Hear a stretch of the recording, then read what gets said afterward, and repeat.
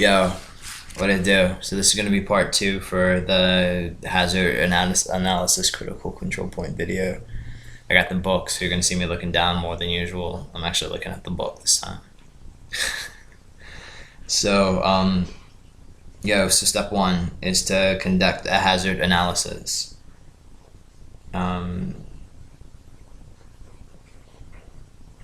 Alright, so first identify and assess potential hazards in the food you serve. Start by looking at how food is processed in your operation. Many types of food are processed in similar ways. Here are some common processes. Preparing and serving without cooking, salads, prepping and cooking for the same day service, grilled chicken, sandwiches, burgers.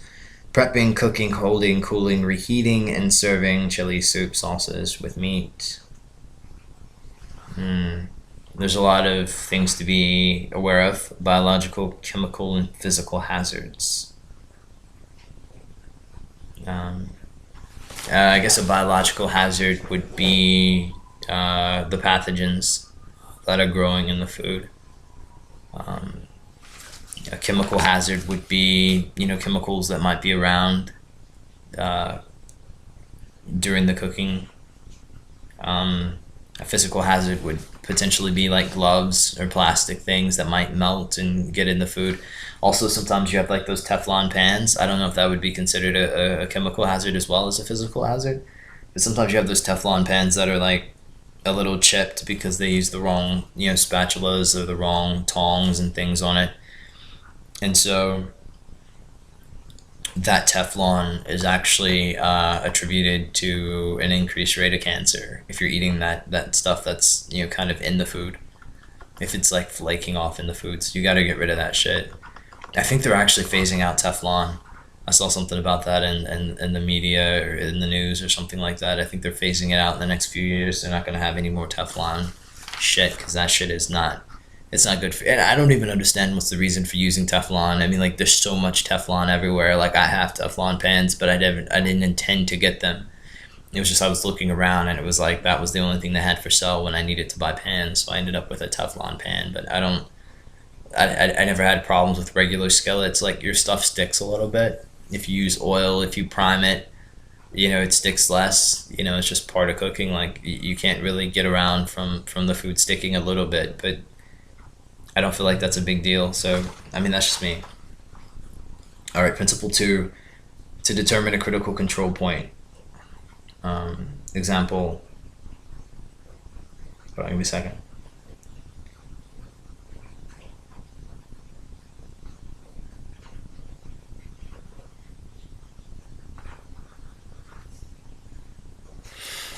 They break this down into too many like simple steps, right? So for me, let me just I think I kind of covered a little bit of what it was. So basically you're just looking at the flow of food and you're saying, okay, well, these are the times when, food is going to be the most vulnerable. We need to be careful not to get this in the food.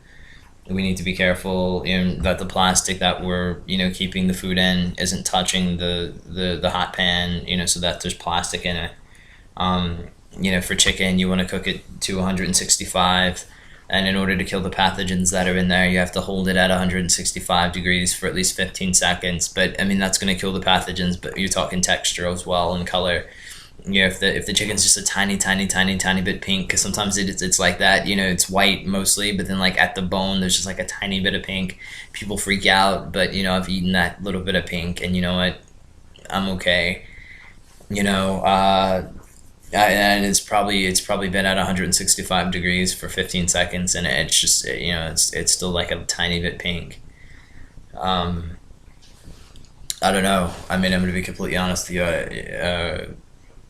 165 degrees for 15 seconds doesn't necessarily get you to where you need to be. A lot of people worry about texture, so that's how you kill the germs. But texture would be something else, and that would be part of the hazard analysis critical control point. One of the principles is to establish a monitoring procedure. And that would be You cook the chicken to a certain point, and then you would stick the thermometer in it to make sure that it's at 165 degrees or 175 degrees at the joint if you're cooking a whole chicken. I think dark meat, you cook it a little bit higher than 165. I don't know. I usually go for 170 regardless, because 165, like I said, it'll be safe to eat, but maybe the texture is just something that people are kind of unfamiliar with. I think especially in the South, people have a tendency to overcook their food, and so if you kind of cook vegetables to the point that they're still al dente and they're still a little bit crunchy, people get like all like skittish about it, and they're like, or sometimes you'll cook shrimp and it'll be cooked like literally it'll be on the fire for, I don't know, 7 minutes, right? It's curled up, it's turned pink. Maybe there was something in it that kind of kept the color from looking as pink as it usually does when it's just shrimp in the plate. But that thing's been on the fire for almost 10 minutes. If anything, the shrimp's overcooked. And just because it's not as overcooked as they're accustomed to, they're like, or sometimes you'll pull it off right when it turns pink, right when it curls up, and it's still got some carryover cooking to go, but it's done. And just people are so accustomed to it being overcooked, they just don't, and it's the same thing with steaks, right? You give somebody a steak that's medium well when it was supposed to be well done, and it's literally like 4 minutes away from being well done, and maybe you were in a rush and you just put it on the plate and you misjudged it by a couple of minutes, and then they send it back like it's the worst thing in the world. And the truth is, a medium well steak is completely, safe to eat. People eat rare steak sometimes. I don't eat rare steak. I'll eat it medium rare. They say ground meat, like I said before, is supposed to be cooked to 165 degrees, but you know what? I've eaten it when it was medium well, and it's medium well at what, like 150? It's okay. 155? I never got sick from eating it. So I don't know. Some people are skittish about that, but also when you're holding food, you want to hold it above 135 degrees. I guess that would be part of the monitoring of foods. You want to make sure your hot foods are above 135. You want to make sure that your cold foods are below 41. Yeah. Also, you have to get things hot within a certain period of time. I think you've got something like 2 hours to get it up to 135 out of the cooler, but it usually doesn't take that long. What are you doing? Maybe you're smoking it. I think that would be the only time that you would be concerned about it taking longer than 2 hours to get above a certain temperature. But if you're cooking it if you're cooking it in an oven, it's going to jump from 41 to over 135 pretty quickly. So I don't really worry about that number too much. When you're cooling it down, that's something to be a little bit more concerned. You have to get it below below 70 degrees within like 2 hours, and you have, I think, 4 hours more to get it below 41 degrees. And let me check the numbers and get back to you on that, but I think that's right. And again, I think that's one of those numbers that seems a little bit exaggerated, because one of the things that I would do if we had like a big thing, 'cause sometimes you're making these giant containers, it's like 10 gallons of like gumbo, or 10 gallons of, I don't know, some kind of soup or stock or something like that. And it's just like some crazy amount of stuff that's going to last, 4 days in a restaurant serving, hundreds of people a night. You have ice paddles. We had them at the place I worked at a year ago. Well, like a year and a half ago, I guess, at this point. And it was like, there would be these paddles that would be like 2 feet long, right? And it was like a plastic thing. And you'd screw off there was a top. You'd screw off the top and you'd fill it with water and you'd stick it in the freezer, and it was a big ice paddle. And so you have a 10-gallon, thing of soup, and you would just stick this in there and mix it up. And it would help the temperature to drop below 41 degrees faster, so you didn't have so much to worry about. Sometimes you improvise. I remember I was working at this barbecue place, like right when I got out of culinary school, and they would slow roast like a flank steak, like a huge, like a 20-pound thing they ripped off of the cow. It was a big hunk of cow, and it was it was big enough to cover an entire sheet tray. It was massive. and they would cook this thing and they would pull pieces off of it and serve it to people, and this was what they did, and it was massive, and they would slow cook it at like right below 300 degrees or something like that for hours, and then they would pull it off. And these guys were fucking crazy, bro. They would leave this fucking thing just sitting on the countertop for like an entire shift, just trying to cool down. The fucking thing was massive, dude.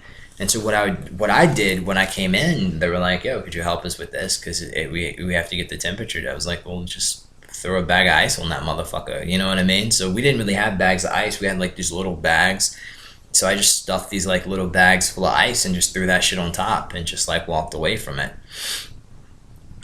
And so, yeah, it fucking dropped the temperature faster. It's like, you guys didn't think about that. Some people, what they do is they put it in the cooler, and putting that shit in the cooler, you're not supposed to put hot food in the cooler, because when you put hot food in the cooler, it raises the temperature of everything else around it. Like the coolers are made for keeping things cold, not necessarily for cooling down hot shit. So ice paddles, ice bags. I mean, there was one time, dude, I was grabbing these like little bags of ice, like, bags like this big, and I would just stuff them full of ice and fucking tie that shit and fucking throw those bags into shit. The only concern there is what happens if the bag breaks. You're fucked. You got watered down shit. But luckily for me, that didn't happen, so I didn't have to worry about it as much. Here's an example. Charbroiled chicken breast is cooked to order. The team decided to check the critical limit by inserting a clean and sanitized thermocouple probe into the thickest part of each chicken breast. The grill cook must check the temperature of the chicken breast after cooking. Each chicken breast must reach the minimum internal temperature of 165 degrees for 15 seconds. So I remember we were working at this one place, and I think this is true at every restaurant. I don't care if it's the best restaurant. I don't care if it's the worst restaurant. When you're in the middle of a rush, the quality of the food's going to drop, and that includes sanitation. It's not just, oh, well, it's a little bit overcooked or a little bit undercooked. I mean, you're getting smashed.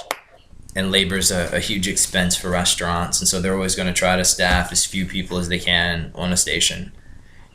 And so they're trying to staff as few people as they can, and you've got, a stack of tickets. It wasn't unusual at restaurants to get a stack of tickets that's like an inch thick. And you understand how much a slip of paper, like think about how thick a sheet of paper is, and now imagine an inch of paper. We were getting smashed. I remember I worked at this pizza place that was right off a college campus for like 5 months or something like that. I was an assistant manager over there. And in the middle of the night, because this place knew that it was going to make a lot of business in part just by being open longer. Hold on, let me finish on another.